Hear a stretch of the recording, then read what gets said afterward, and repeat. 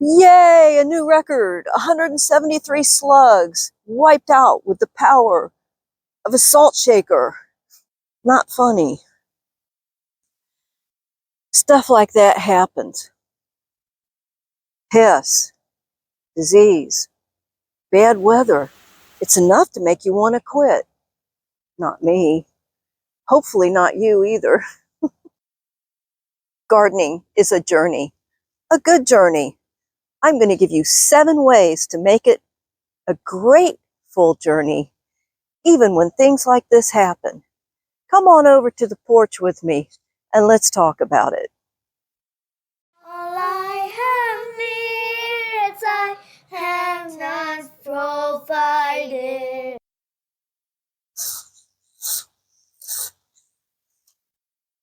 That's better. The number one concern of most gardeners: what do you do about pests? Do you leave them, let nature take its course, or do you go after them? Sometimes you can just leave them and a natural predator will take care of it for you. That happened to me this year, aphids in the peas. The aphids were just in a very small area of the peas, and I decided just to keep an eye on it, see what happens. And by the 3rd day, they suddenly had disappeared. I don't know what predator got them, but they were gone. Same thing happened in the corn. I could see that there had been worms in the corn. There was evidence that they were there, but I very seldom actually found a worm. And when I was out there harvesting, I said to myself, you know what? I think the wrens were helping me out. And sure enough, while I was out there harvesting, the little flock of wrens came through and started going through the corn looking for worms. And they really did help me out this year. Most of my corn was worm-free. Absolutely nothing was in that corn. And you know what? Even though we had terrible storms 3 days in a row and it knocked that corn over, I still got 2 bushels of corn out of the corn patch. And that's really good for me considering the weather that we had. As far as the slugs are concerned, it's never been this bad. By far never been this bad. I don't see any natural predators out there. There's supposed to be some kind of beetle that feeds on their eggs or small larvae. This is a case of an infection, an infestation. When you have an infection in your body, you take care of it. You go to extra measures to get rid of it. The same thing with slugs. I actually bought a product that is a bait for slugs, but I can't use it because we get rain day after day, and you have to use it when it's dry. So I still can't use it. Going on slug patrol every morning is the best way I know to keep them at bay. The sweet potato plants are growing. Same thing with the pumpkins. There is a little worm out there, and I see the moths out there, little moths, and the worms are like that long. Well, when I see where a worm has curled the leaf around itself, I just squash the leaf and everything. I don't know if that's going to work, but I've got 2 problems out there that I've never had before. But I'm not going to give up. It doesn't mean it's going to happen again next year. And if it does happen again the next year, then I need to do some more research and see if there's anything I can do to help prevent it. Have you heard the myth that if you have a healthy organic garden, you won't have disease? It's a myth. It happens to all of us. What do you do when things like powdery mildew attack your squash and cucumbers? Take it away. So let's talk about diseases. I have never had the downy mildew problem that I had this year. And I've grown cucumbers on the ground, and I've tried trellising them. And they did better on the ground in the past years. So that's what I went with this year. And I still think it was the best thing I could have done for the cucumbers. I tried 4 varieties, and only one variety was more resistant than the other. So that's the one I'm going to choose to grow next year. And I might try one other variety that I hear from a MeWe friend that might be good for my area. Central Florida, subtropical. As far as squash is concerned, I had 3 different kinds of yellow squash and 3 or 4 different kinds of zucchini squash, and only one variety of each resisted the powdery mildew the best and gave me some squash. The others, I'm not going to try to grow again. That's why it's important to keep record of what's working and what's not, especially when you get as old as I am and you start forgetting. Now, what was it? I really don't remember. I rely on my notes. So disease, you can prevent it if you have really good, rich soil, but you can only prevent it to a certain degree. Number 3, choose the right varieties for your garden. I go over that in my video about how to save seeds. But what do you do when the varieties don't seem to work anymore? Number 3, your climate's going to dictate which varieties that you can choose to grow. And maybe, in my case, some of those varieties worked in years past, and then they don't.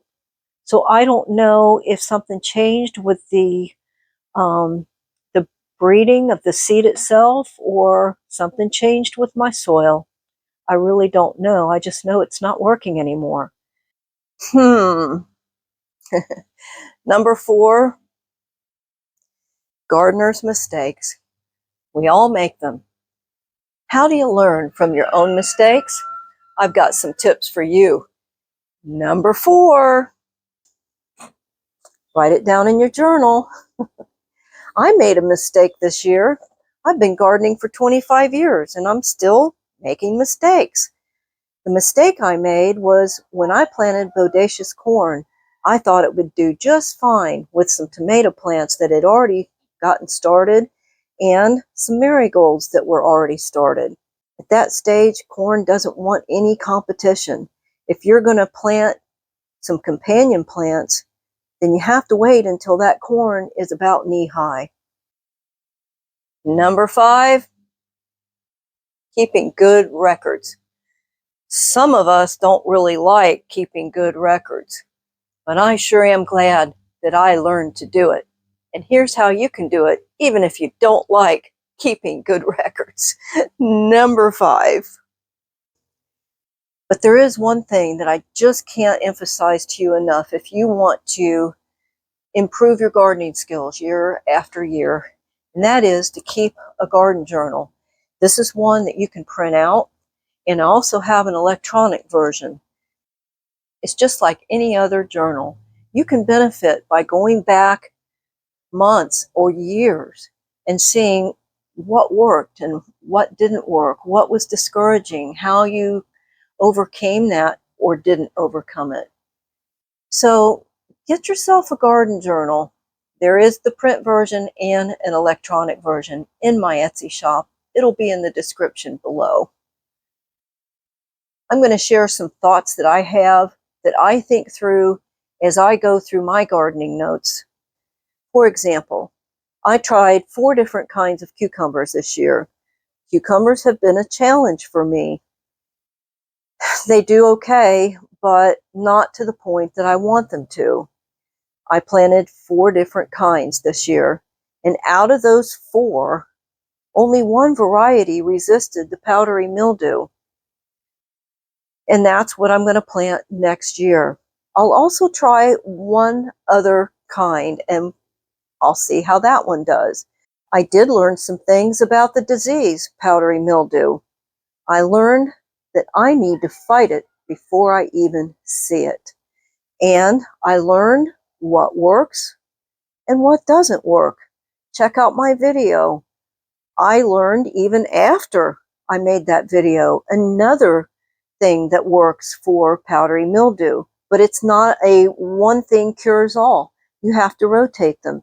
So I did learn a lot this year about powdery mildew. It also got into my squash. I had 4 or 5 different kinds of squash. I wanted to see which ones were most resistant to disease and which ones would give me the most squash. I narrowed it down to one type of zucchini squash and one kind of yellow squash, and that's what I'll be growing next year. So you keep careful notes, and you look at those notes before you order more seeds or before you plant.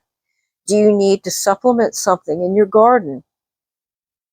That reminds me, there is a plant deficiency chart. I suggest you take a good look at that and see if your plants are telling you that they need something. That plant deficiency chart is great, but I haven't had a professional test done on my garden in anywhere from 8 to 10 years now.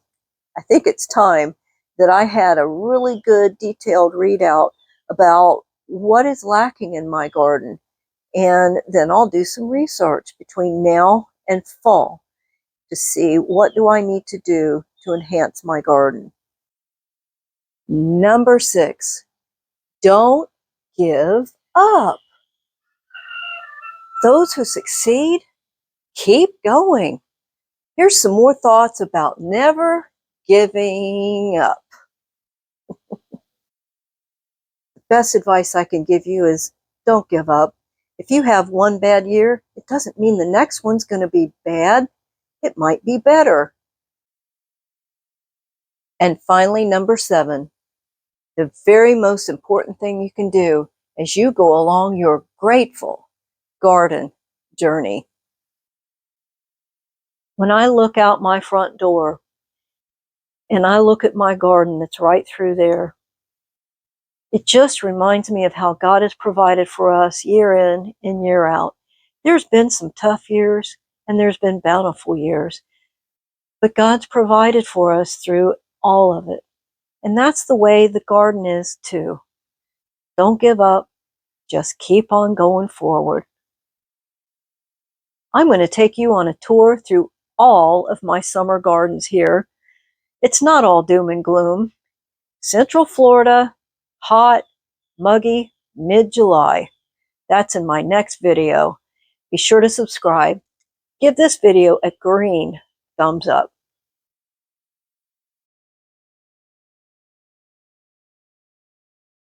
Great is thy faithfulness, Lord, unto